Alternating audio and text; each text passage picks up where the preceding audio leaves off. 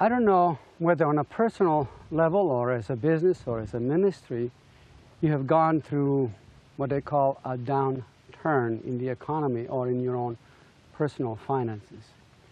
But there were occasions, even in the biblical times, when people went through tough times, and yet some of them became victorious and some of them lost. Like today, when there are lots of problems sometimes in the economy, for example, recession, depression, whatever it is, people losing jobs, losing homes, during those types of economy, a larger number of people lose. A smaller number of people really gain, and gain big. What's the difference?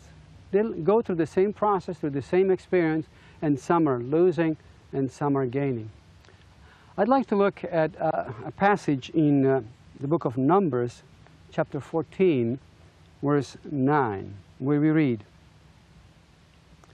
"Only do not rebel against the Lord, and do not fear the people of the land, for their bread for us. Their protection is removed from them, and the Lord is with us. Do not fear them." This is the situation when the spies went to spy out the land. Moses sent them out, and 2 of them brought in good results, good reports. The 10 of them were discouraging the people, even though they saw it was true, the land is good and things like that, but there is no way we can win. We'll lose. We're going to die there. We are like grasshoppers. Both of them saw the same situation, but the losers, the people who feared and scared the people, were not counting with the God factor in their lives. They were only counting with what they could do on their own. But the 2 spies that brought in positive results and encouragement, they included the God factor in their lives.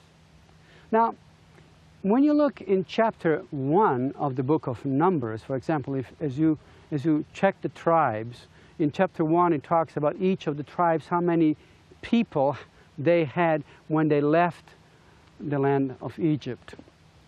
And then in chapter 26 of the book of Numbers, we see again the numbering, the census of the population as to how many people each tribe had before they entered the promised land. 40 years spending in the desert. And it's interesting, very instructive to notice that some tribes increased during that desert situation, during the depression, you might say, during the Great Recession or recession, and some decreased. I was asking myself, what made a difference? Why is that?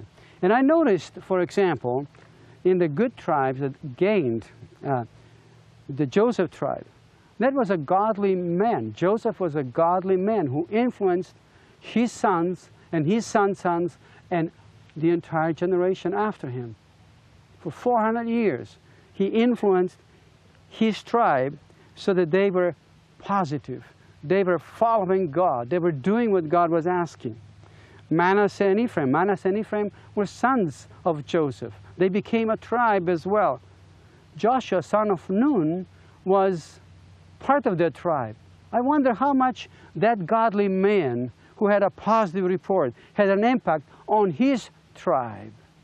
When I look at the chapter 49 of Genesis, I can see, for example, what Jacob said as a blessing to his son Simeon, the tribe that lost the most. He says, "Weapons of violence, their swords, take not their counsel. When they're angry, they kill. They're willful. Cursed be their anger, fierce anger, and their wrath is cruel. Scatter them." It was almost like a curse, because they were willful, they were angry, they were rebellious people. What does it say about Joseph? It says, "A fruitful bough by a spring. Branches run over the wall. His bough unmoved. His arms are made more agile.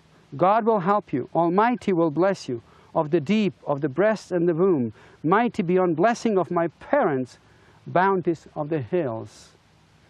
For Manasseh and Ephraim, God blessed the boys to carry my name and let them grow into a multitude.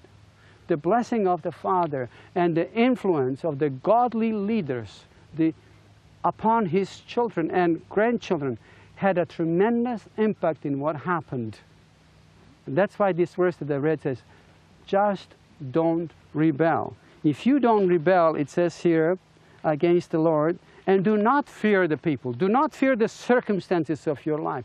Do not fear the economy. Do not fear what other people are doing, because your well-being does not depend on what somebody else is doing, but what you are doing. And remember, if you trust God, as you commit yourself to obey what God says, one of the things he says that we should tithe our money.